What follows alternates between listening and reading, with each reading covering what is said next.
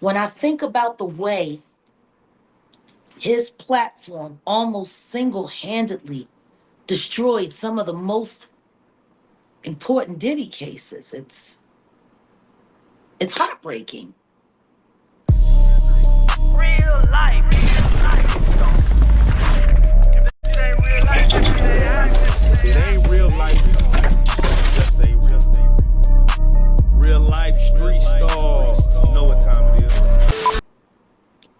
Mhm. So, do you mind if I ask you, Jag? Then, even in our hiatus, as far as getting you at the top at the end of the year, you did a lot of business with Shaun Attwood. How did that relationship start? How did it just kind of get working with someone over there, and giving these stories to that side? How was that for you as far as getting your voice? I mean, again, your voice gets heard. If you're living on a rock, you probably haven't heard of Jaguar Wright. But to get to that side of things, how was that for you as far as that audience embracing you? Number one, the Atwood audience always treated me with respect, the same respect that I get over at Popcorn Planet with Andy Signore. Salute, Andy. Um, it was very fine. There was nothing wrong with the audience. You know,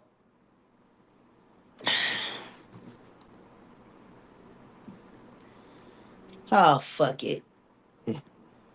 Realize yourself. Tell you what I know. Any man that goes to jail and starts running with the Aryan Nation for protection and for community, that's blood in, blood out, babe. Hmm. And considering the uniqueness of your demeanor, I have no doubt you got punked. No doubt.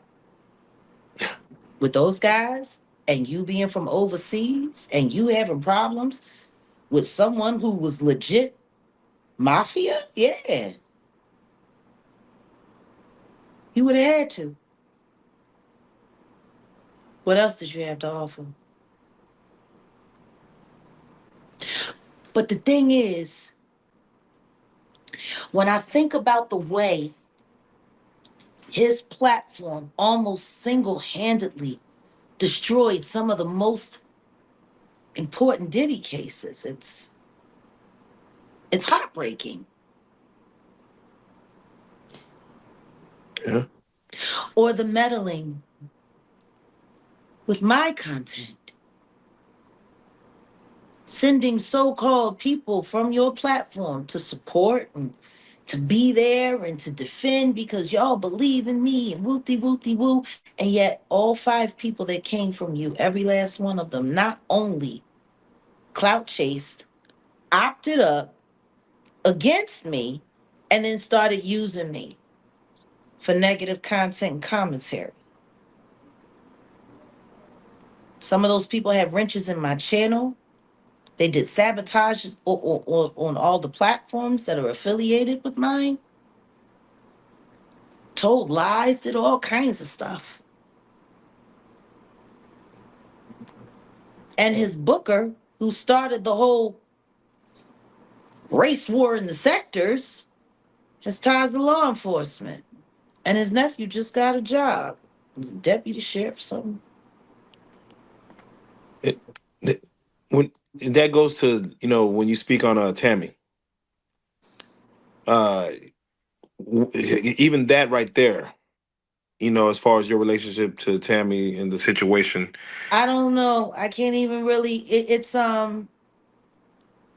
I gave a deadline.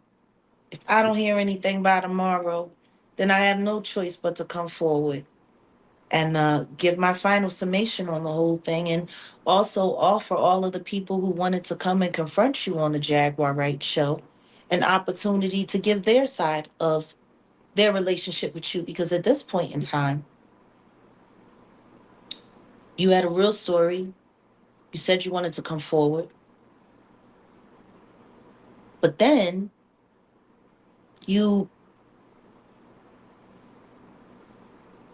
you have a fight with your lesbian lover who you said is abusive and makes you go down on her while she still smells like urine, even though she just got out the shower.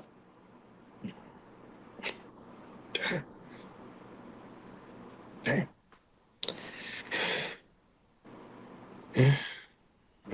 Who tells you you ain't shit without makeup on, and that she can get any bitch she want. That plays you down in public and doesn't even refer to you as her significant other, just her peoples. And who drove you out of the place where you were staying with her when she was demanding that you pay her bills there while you were paying your bills in Mexico. Total financial abuse and manipulation, control. Pushed you, accosted you, harassed you, took all of your stuff, threw it in trash bags, and threw you out in the street in the middle of the night while you was drunk. You were driving. You had to pull over and you needed someone to come help you. And our platform did. Made sure you didn't have to drive around drunk. Took you back to the studio where it was safe. You had a bed.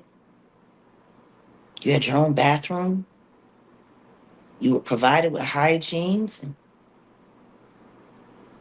I'm a chef. I cooked 2 meals for you while I was in your presence. The best one, you were too guilty to eat. The brunch you scarfed down in our face. We were supposed to be filming that evening. You said you had to go meet up with a friend, just some guy friend, and then you give us an address to the location that you said you were going to that you never went to because you were never going there. Meanwhile, the counselor that we placed with you to help you deal with all of the stress that can come along with exposure and to make sure that you were able to do this safely and without too much extra trauma. You called her and asked her to help you negotiate your way back into a volatile situation, which, by the way, when you left, you keyed up that woman's car down to the primer.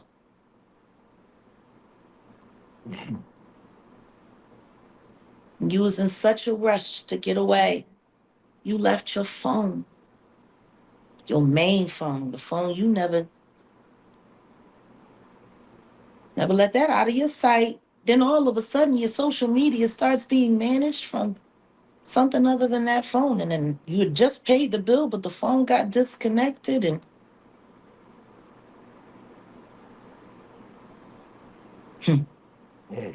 if I didn't love God as much as I did, I would tell everybody what I found in that phone. The plans that were made in that phone, the threats, the harassment, all of it. And then you disappear. And you don't speak to nobody. You don't return no phone calls. We were calling the phone, but then we realized the phone was still there. And then when we called the other number, it was very strange. And you send weird text messages, not the way you speak, the way Amber speaks, but not the way you speak. And all of a sudden you need to take a retreat and it's just too much and you just want to go back to a private life and you don't want to do the public thing. You want to step out of the public eye, but you just did an interview with an Instagrammer on Monday.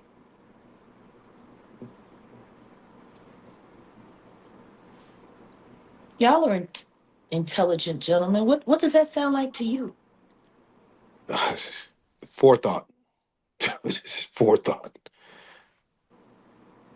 Because if you were running away from that situation that was so bad, you had to call the police. You was afraid somebody was going to try to get you locked up. You was cussed, you was pushed, you was treated terribly. Your stuff was thrown out in the street. All of this stuff going on. You so mad, you key up the chick car.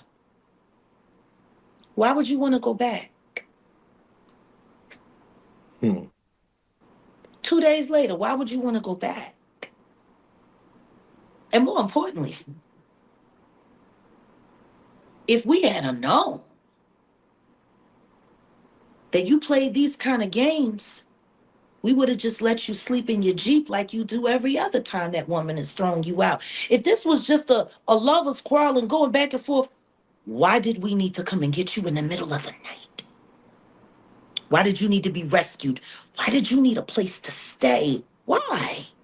You could have just slept it out until you drunk off, you slept off whatever you was drinking, and you could have just went right back.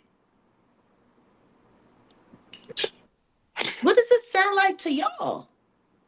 Hey, What it games. sounds like is somebody creating an emergency of some kind of great catastrophe so that they would have the ability to be in my private spaces. That's what it sounds like to me. You went to Tasha K before you came to me. And you didn't want to do the Tasha K show because she sounded like a drunk and whoop-de-woo. And you just had to. I don't know. Mm. What's that sound like to y'all? It sounds like games being played.